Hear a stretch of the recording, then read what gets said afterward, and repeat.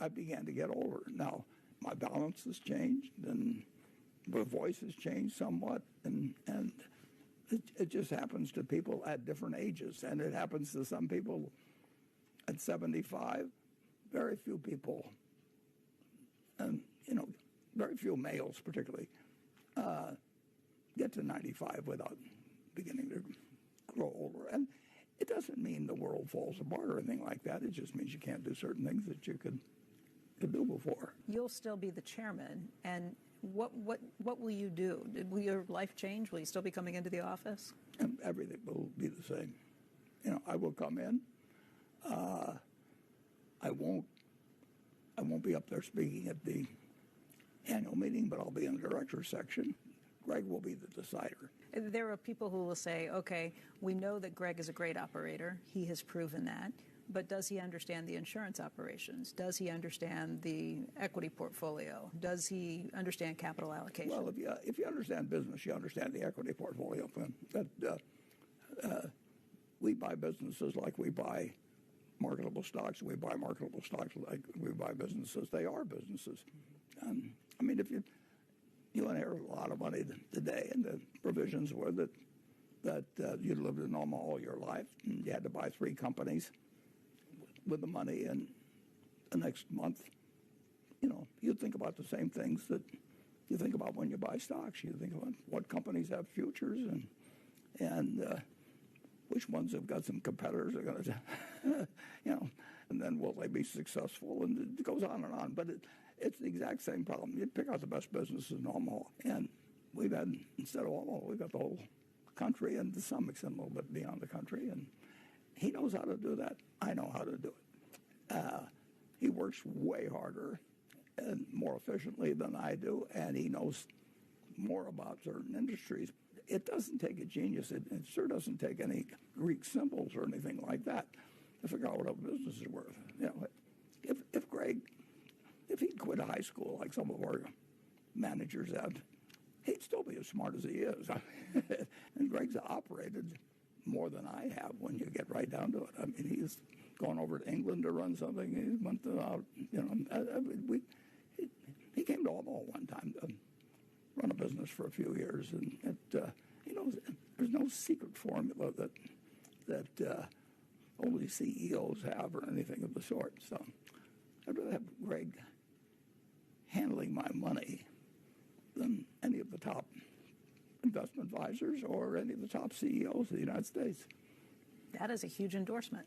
He knows business, and if you can run businesses, you can value businesses unless you're nuts. Listen to the wrong people. Well, one of the first things I did when my dad got elected, I said, I want to take out every book they have on horse handicapping from the Library of Congress, because that's the only thing I knew about Congress was that they had this Library of Congress that was famous for everything. So I ended up with hundreds of books on horse handicapping. And really? That's what you took out of that? Well, that was first. More books on stocks came later, but I was particularly interested in horse handicapping at that time. In stocks, you've got a positive something. They're earning money, right. But all you're doing at the racetrack is trying to beat everybody else that's making judgments about what horse is going to finish first. And so there is nothing being created. There's just a take.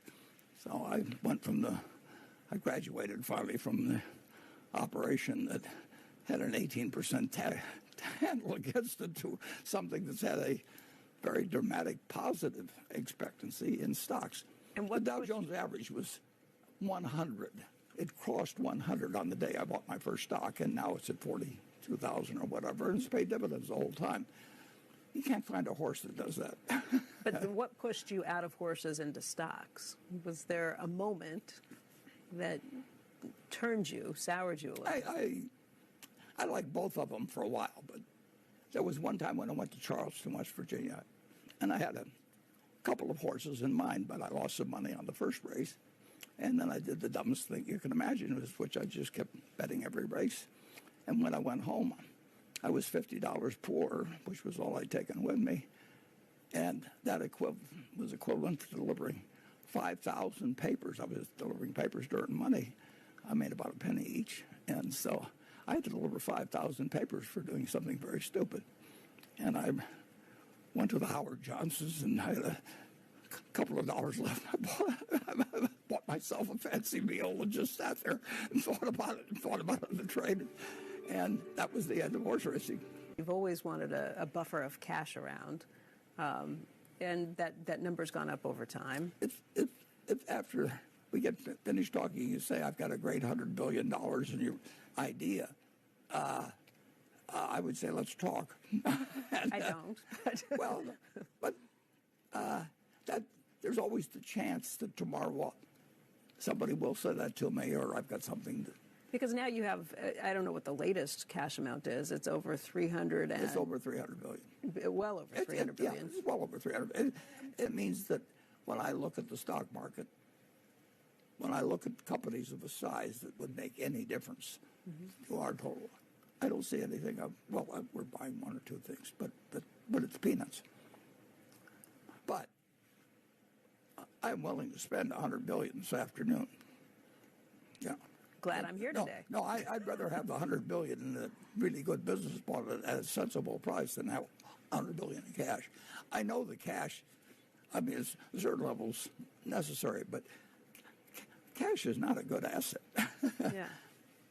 You need oxygen. You don't need to be surrounded out. You don't have to pay a lot for it or anything like that. But you do need oxygen. and if you're ever without it for 4 or 5 minutes, you will learn. And cash is that way. So you always need to have it available because you do not know what will happen. I started out with that assumption, however many years ago it was, and I haven't learned anything about what the stock market is going to do. I didn't find it. I may have read every book in the public library, but I didn't find the answer then to the question of what the stock market is going to do next week or next month or next year. I tried it all. I did charts and online statistics and all kinds of things. I was looking for something, but it turned out I was looking for something that, in my opinion, doesn't exist.